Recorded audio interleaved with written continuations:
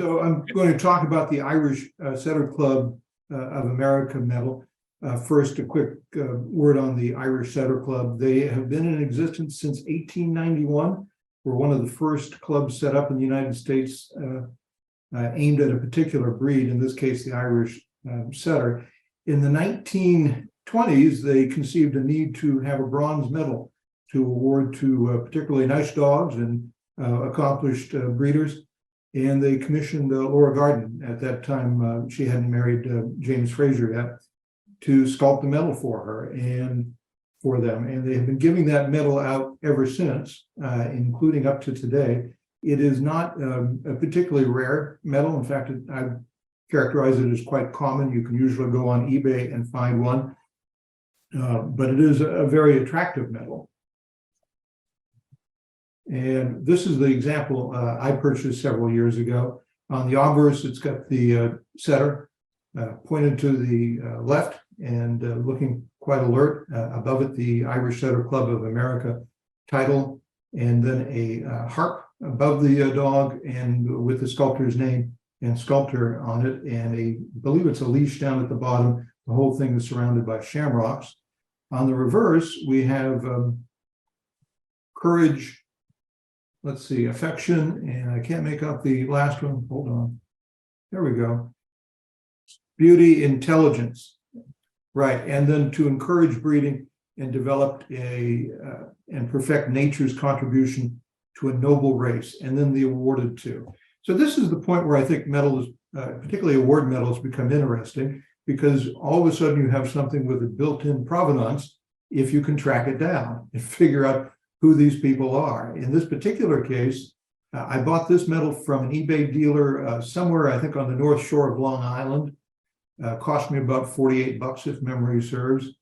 The medal was originally awarded to Alana Girl of Knocknagree at Knocknagree Kennels, 1929. And here is the inscription, a little bit blown up. Not a bad job of engraving post-strike of a medal.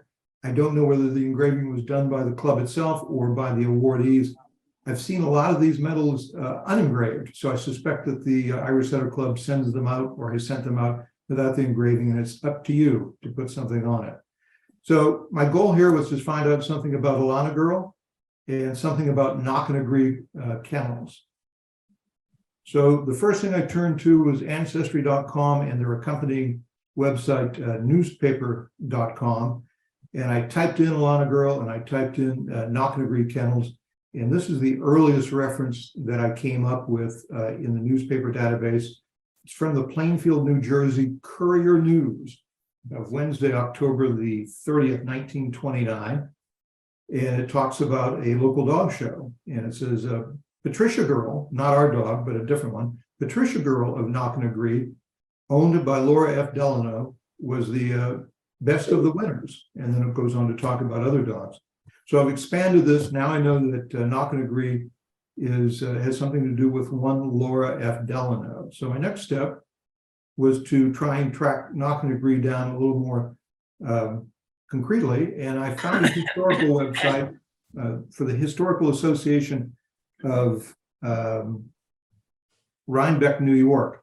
And they had this very interesting reprint of an article that had appeared in the American Kennel Gazette in 1931.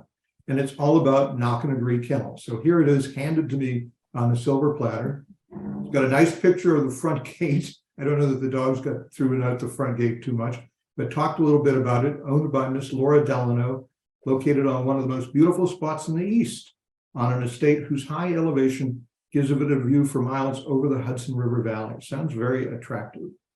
And I leafed through the rest of this brochure to see if there's anything else. And son of a gun, wouldn't you know, I found a picture of the dog in question. Here it is. Here is our award-winning pooch from 1929, Alana Girl of Knocknagree. Not only an excellent example of her breed, but she has whelped some fine puppies. I wish that could be said about all of us, having whelped some fine puppies. So mission accomplished in terms of the first part, knowing something about Alana Girl. Here, I don't know that you can find a picture of a dog from 1929 that easily on the web, but I lucked out in this case. So what's a little bit more then about Laura Delano and Knock and Agree. So I found a picture. Here is a picture of Laura Delano. She was known as Polly to her family because as a young girl, she insisted on drinking nothing but an imported carbonated water from France called Polly something or another, so they nicknamed her Polly.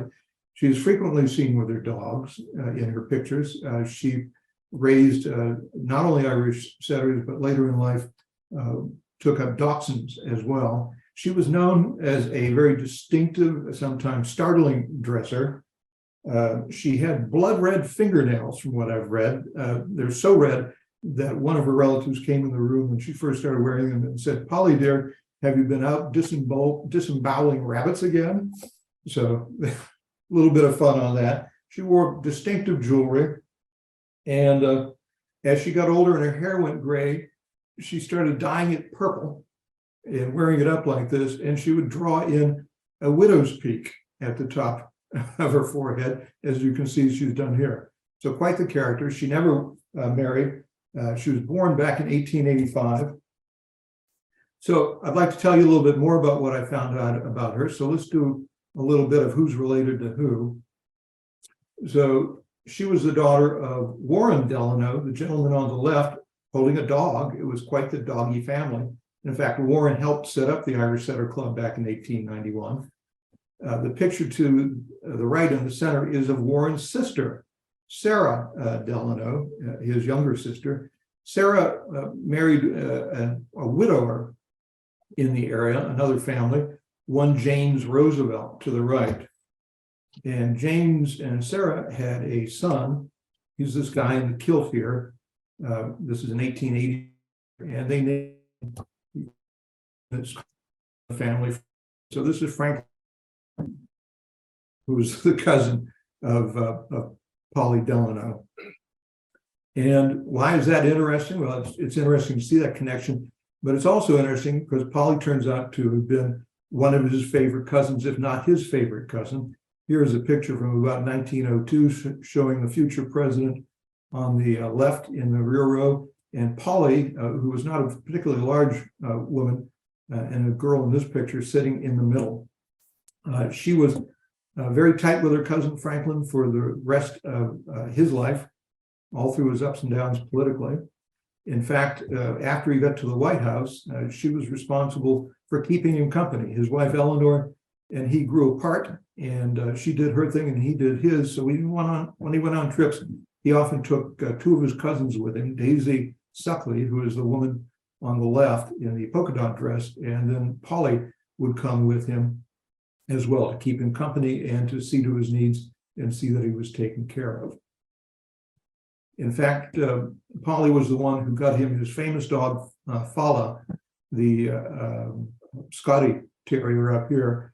If you want to hear a gem of a political speech, go on YouTube, type in Fala 1944 and Roosevelt speech, and hear one of the best presidential speeches ever given in terms of humor and how to go about eviscerating your political enemies. So here's Polly with Fala. And the relationship continued until the end of the president's life. In fact, when he died on April 12th, 1945 in Warm Springs, Georgia, and this is a picture of FDR a few days before he died, he was sitting at his desk having his picture taken by Elizabeth Shumatov, a Russian-American painter. He was being visited by Lucy Rutherford, formerly Lucy Mercer, with whom he had carried on an affair many years before, and who was secretly coming back into his life to also keep him company. Daisy was there, and Polly was there as well.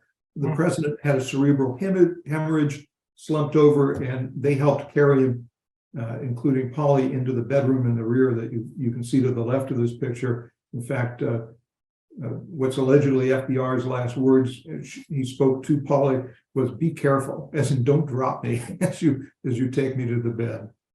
So it is interesting when you have a chance like this to pull on the string and see where it goes. I pulled on the string of this particular medal Again, a fairly common medal, but a very attractive medal. And I ended up with a president. So I thought that was a very interesting dive into provenance. That's what I have. Thank you.